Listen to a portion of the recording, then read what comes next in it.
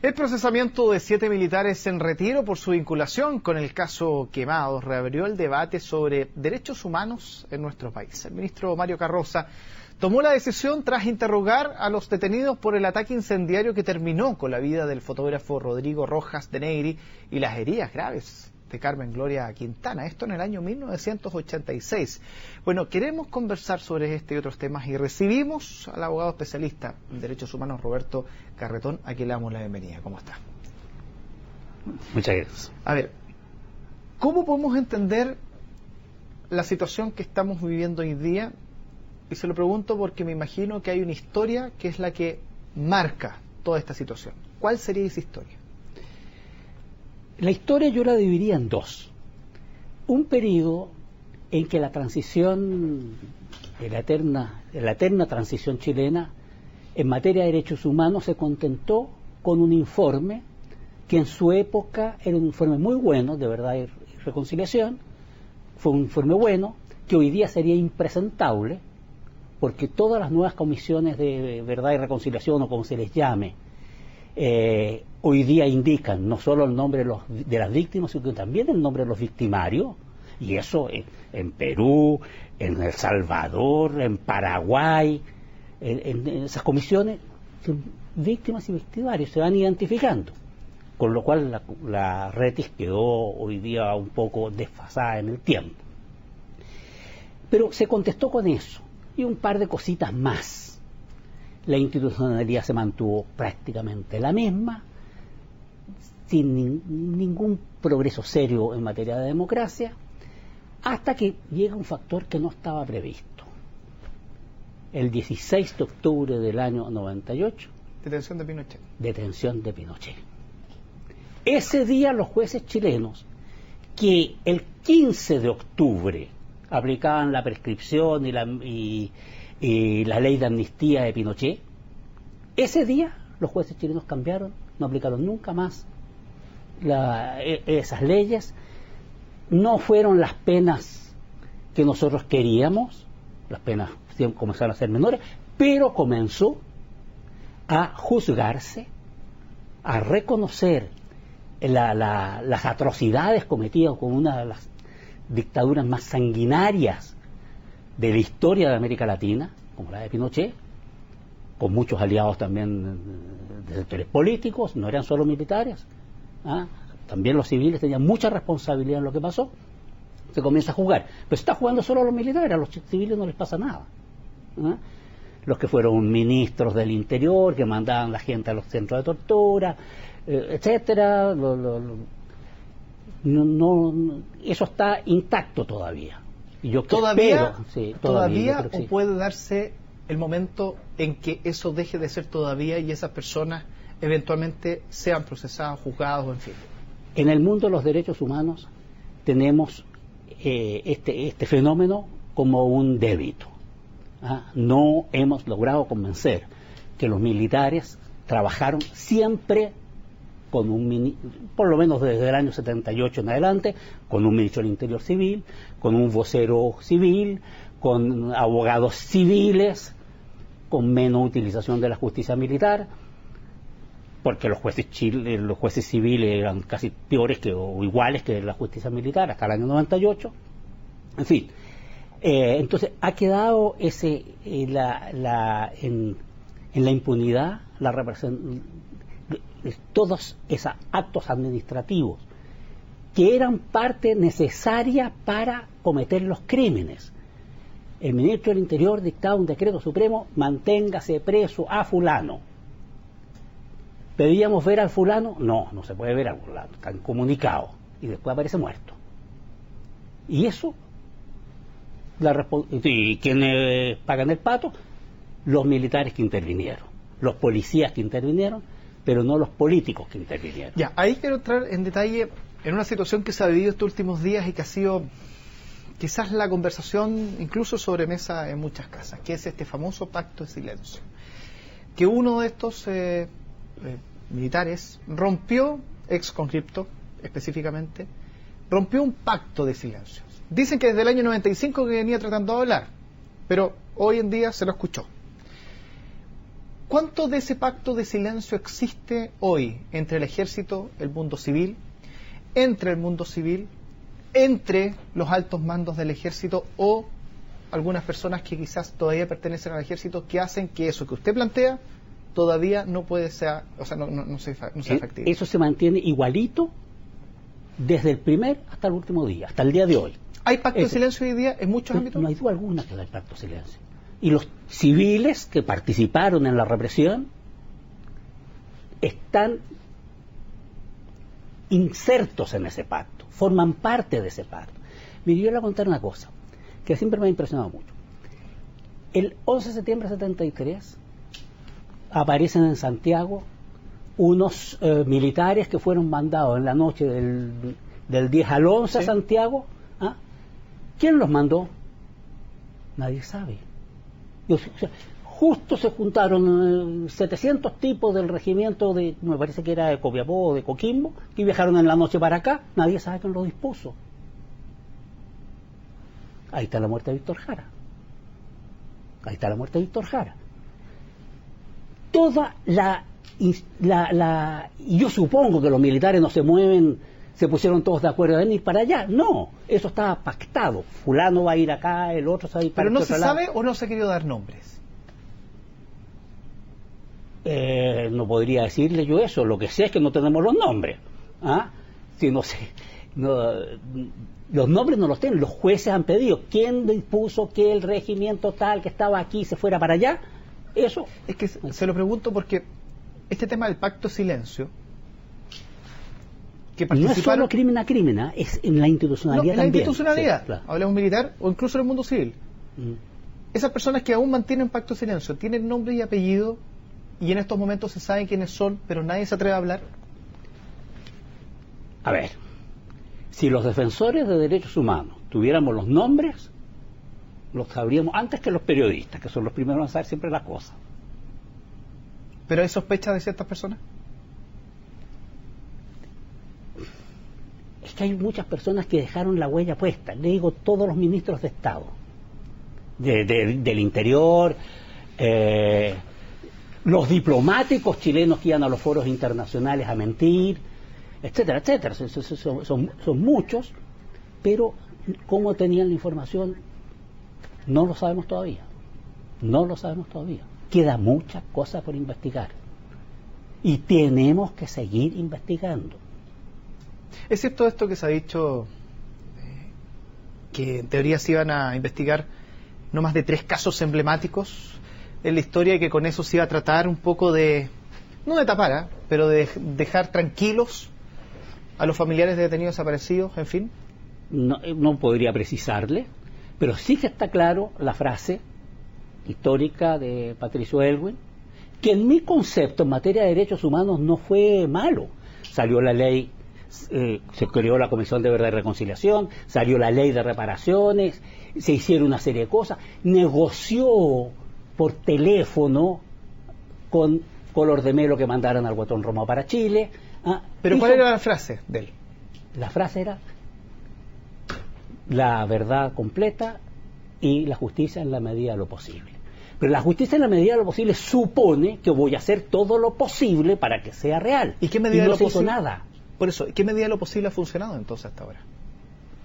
¿Qué medida? Es que cambiaron los jueces.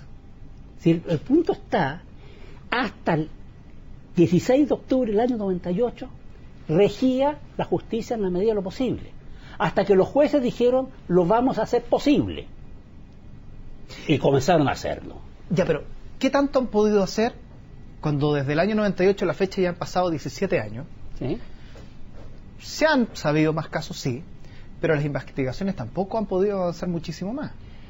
A ver, pero la cantidad de personas procesadas eso es sí, enorme. Eso sí. Las personas condenadas también. Pero todas a las penas que nosotros aspiramos, pero siguen los pactos de silencio, siguen siguen personas que se sabe que participaron, como si no hubiese salido de esta persona, este ex conscripto, hablando desde el año pasado a la fecha, que lo escucharon, hay que esperar que termine la investigación, pero habría personas activas en el ejército hoy en día todavía recibiendo los beneficios. Sí, exactamente. Y sin embargo esa persona rompió el pacto de silencio y todo cambió.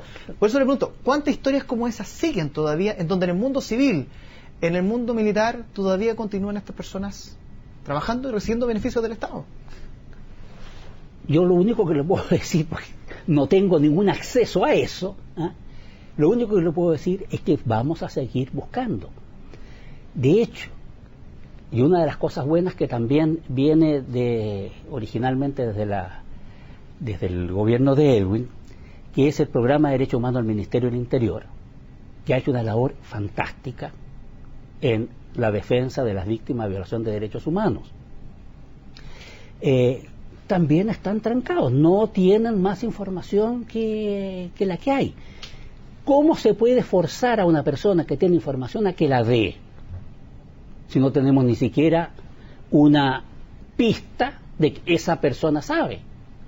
Aquí, le quiero decir, en las investigaciones que han llevado adelante los jueces, los ministros designados como jueces especiales para investigar los crímenes cometidos durante la dictadura, ha habido un fantástico respeto del Estado de Derecho.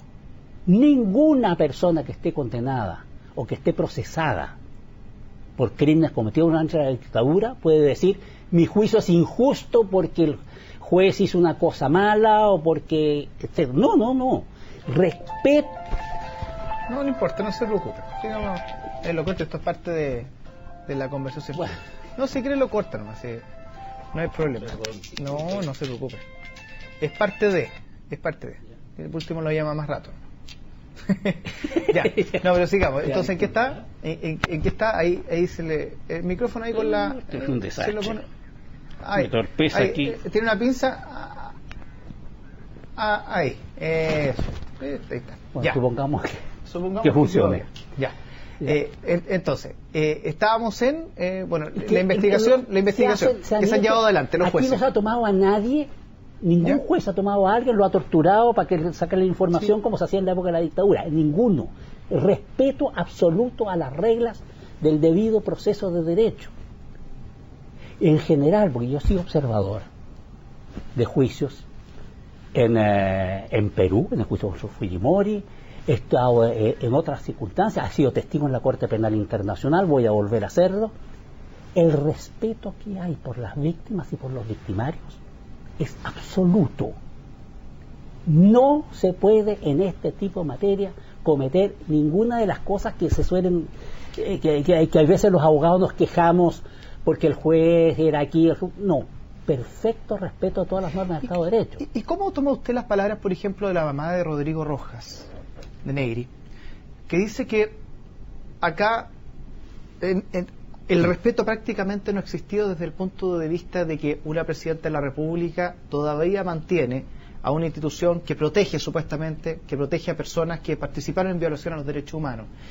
Que hay una clase política que todavía no ha sabido resolver ese tema y que todavía quedan muchos temas por resolver y que la institucionalidad todavía no ha sido capaz de justamente resolverlo. ¿Cómo toma usted esa palabra? Yo comparto ese criterio. ¿Usted cree que la Presidenta de la República tiene la capacidad de poder sacar a personas? No. ¿En ese sentido? A ver, ella tiene que respetar las leyes que existen. Y yo lo que creo es que lo que se debió haber hecho es cambiar muchas de las leyes que existen. Pero eso no se ha hecho, conforme tiene usted razón en esa parte. Aquí se pueden haber tomado una serie de medidas antes del 16 de octubre del año 98 y otras después del 16 de octubre del año 98 para fortalecer las investigaciones que podían hacer los jueces y los fiscales. Y eso es un debe general que no afecta solo a estos juicios, sino que a muchos otros también. Ahí la clase política, en cierto sentido, me refiero al poder legislativo, ¿está al debe en ese sentido? Está al debe en ese sentido. Yo le decía hay muchos parlamentarios que fueron parte integrante de la dictadura. Todavía hay cosas atroces, como por ejemplo que se le rinda homenaje a Pinochet, se haga un minuto de silencio por Pinochet. Esas son las cosas que demuestran la debilidad de las estructuras políticas, lo lejos que están los parlamentarios de lo que piensa la sociedad. Yo me sentí vejado cuando se le rinde un minuto de silencio presidiendo la Cámara de Diputados, una persona que yo conozco bien, con el cual una vez viajamos, nos tocó viajar, que pertenece al partido político al que yo pertenecía hace bastantes años, que ya dejé de serlo, precisamente por estas cosas. Me sentí vejado con eso. Y para eso lo hicieron, para demostrar que siguen teniendo poder. Para eso lo hicieron. Le vamos a seguir rendiendo homenaje a Pinochet. Es nuestro héroe, es nuestra figura moral, etcétera. Y eso está vigente hoy. ¿Y cómo desde el punto de vista de ustedes como abogados de derechos humanos pueden lograr revertir esa situación? Es nuestra presión, es nuestra actividad política, pero eso lo hacen. Lo que pasa es que estos poderes son casi intocables, pero usted no me puede decir que la agrupación de familiares de detenidos desaparecidos, la agrupación de familiares de ejecutados políticos, las víctimas de tortura, los muchachos que están, no son muchachos, son mayores, que están en huelga de hambre por problemas de las carencias, de las pocas indemnizaciones por haber sido presos políticos. Todo eso son la presión para que los parlamentarios y los civiles de los gobiernos, y aquí me refiero derechamente,